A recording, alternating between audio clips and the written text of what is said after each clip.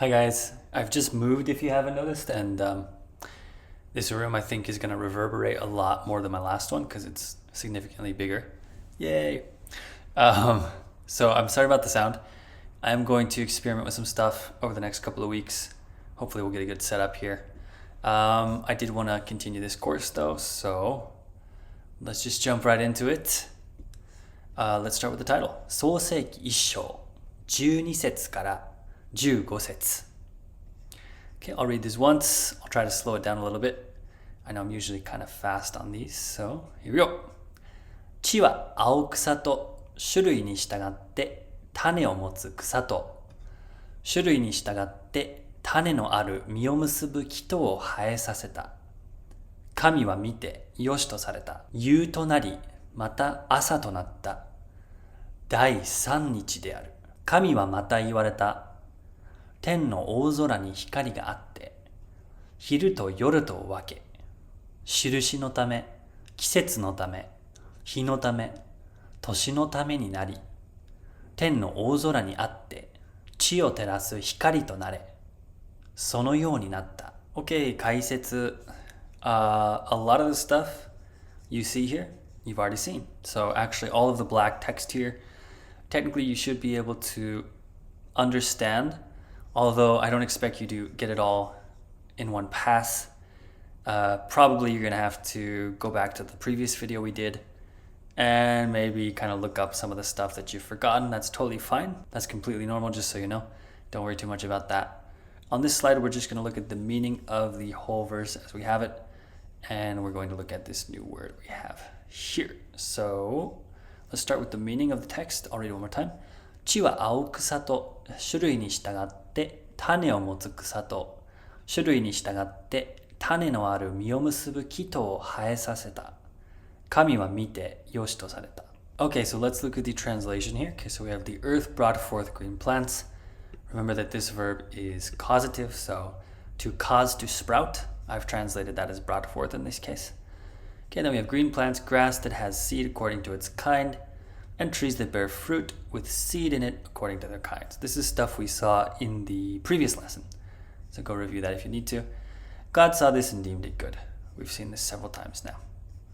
Okay, so let's move down to the new word we have here. So we have ki. Okay, this means tree. Okay, this is final high pitch, so kiga, kini, kio, etc. I have an example sentence here I'd like to compare to this one down below, which we will do in a second. Let's just start by reading this. Okay, so asoko ni ki ga aru. Asoko ni, over there, ki ga aru. There's a tree or there are trees, depending on the context. Okay, we also have ki, which means mind, spirit, roughly speaking. The slightly counterintuitive thing about single beat flat pitch words is that they actually go up when they have a particle after them. So, ki ga aru, ki ga aru. Okay, so in my example here, we have 彼女に気がある. Let's assume we're talking about some guy, okay, and we say, about him, we say, 彼女に気がある. Okay, so she, ni, right, with her, 気がある, his mind, spirit is. It means he likes her, okay? 彼女に気がある, he likes her. So listen to the difference between the 気がある and 気がある. Do you hear that? 気がある, there's a tree. 気がある, he likes her. Okay? Just want you to be aware of the accent. All right. Let's just see how that fits in. So we have 実を結ぶ木. 実を結ぶ木. Trees that bear fruit. And if we actually extend the clause, we have 種類に従って種のある実を結ぶ木. Okay, so totally different from the English order here, but 種のある実を結ぶ. 種のある実, fruit that has seed, を結ぶ, bears fruit that has seed, 種のある実を結ぶ木. Trees that bear fruit that has seed. Okay, and then how do the fruit have seeds? Well, 種類に従って according to their kinds. Okay, kind of a complicated clause here, but I think you'll get it with repetition and with a very careful observation of what's going on here. So repeat that part of the video if you need to. And for now, I will be moving on. Okay, next we have 夕となりまた朝となった第3日である. Okay, we've seen this pattern before. And all we really need to look at here is this part, although you can probably guess what it means if you don't already know. Okay, so 第3日, the third day. 3 is the word for 3. It is the Chinese reading of 3, and it's how you count, like 1, 2, 3, etc. But in daily conversation and in most texts these days, you're going to say 3日目. Okay, so 第3日 is more literary or formal, I guess you could say. Okay, so pretty straightforward here. And moving on. 神はまた言われた。天の大空に光があって、昼と夜とを分け、印のため、季節のため、日のため、年のためになり. Okay, so we stop in the middle of a sentence here. Okay, finally we have a bunch of good stuff to look at. All right. Okay, so let's look at the translation first. Then God said, "Let there be a light in the sky of the heavens to divide the day and the night, and to be for signs and seasons and days and years." Okay, so the sky of the heavens, what the heck's going on? This is a literal translation of the Japanese. It's not a great translation of the Hebrew, but we're not translating the Hebrew in this case, we're translating the Japanese. Okay, so ten, heaven or the heavens, no ozora, big sky. So it could have even been the big sky of the heavens, but I just decided to say the sky of the heavens. In English translations, you're going to see something like the firmament of the heavens, something like that. But like I said, this is a literal translation of the Japanese. Okay. All right, so let's look at the actual words we have here. So we have shirushi. This means sign or signs, depending on the context. And this is only used with like a sign from heaven, so to speak, or a sign that means something, a symbol almost. If you're talking about your daily sign that you encounter out in the world, like a board with text on it, that would be kanban. Okay, so shirushi, sign from God, sign from the heavens, sign that means something, a symbol. Kanban, just your sign on the side of the road. Okay, then we have no tame. Okay, tame is final high pitch, so tame ni, tame o, etc. This means for or for the sake of. Okay, so let's look at this. A couple examples here. We have 僕のためにやってくれたの? Oh, did you do that for me? 僕のためにやってくれたの? やってくれたの is did you do that for me? It already kind of means that, but のために really strengthens the idea of for me. Okay, so for the sake of, I guess, is a close way of thinking of that in this case. Okay, and then this one's slightly different in nuance. 健康のために毎日歩いています。健康のために毎日歩いています。Okay, so 毎日歩いています is I walk every day. I make a habit of walking every day. Why?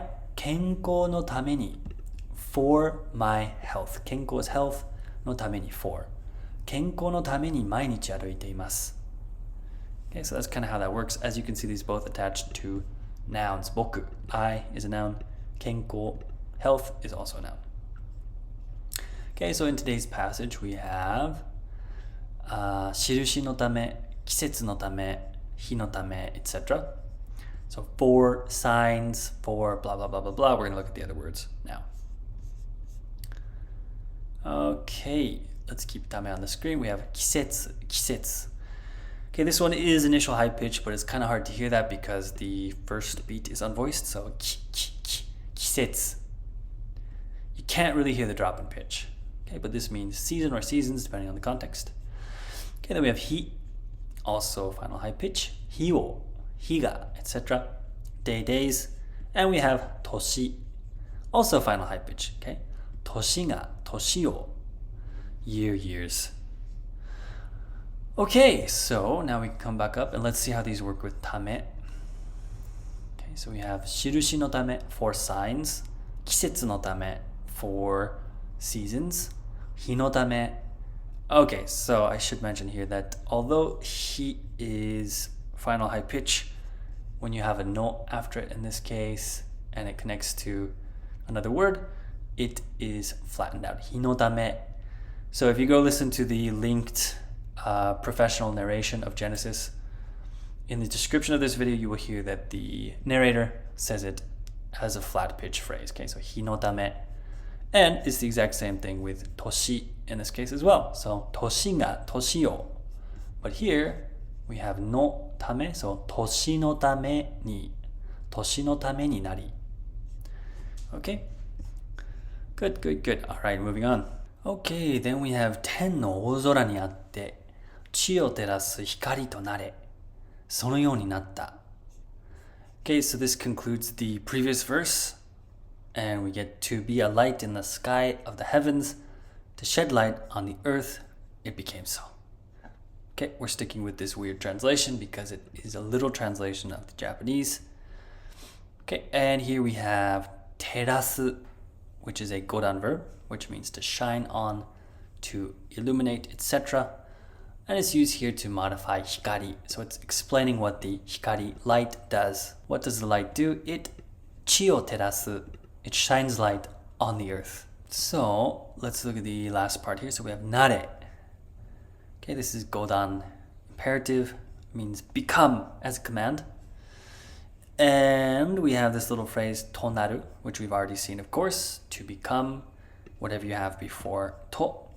In this case, hikari to nare, become light, become light. So God is talking to what we had in the previous verse, right? So he's like, 天の大空に光があって. This is where everything starts. He's like, let there be a light in the sky of the heavens, okay? And finally he says, 光となれ, become a light that does what? 地を照らす. That shines light on the earth. 地を照らす光となれ. Become a light that sheds light on the earth. そのようになった. And it became so. Okay, pretty straightforward, I would say. All right, let's look at everything together. Here we go. 地は青草と種類に従って種を持つ草と種類に従って種のある実を結ぶ木とを生えさせた。神は見てよしとされた。夕となりまた朝となった。第3日である。神はまた言われた。天の大空に光があって、昼と夜とを分け、印のため、季節のため、日のため、年のためになり、天の大空にあって、地を照らす光となれ。そのようになった。Thanks for watching, guys, and I'll see you in the next one.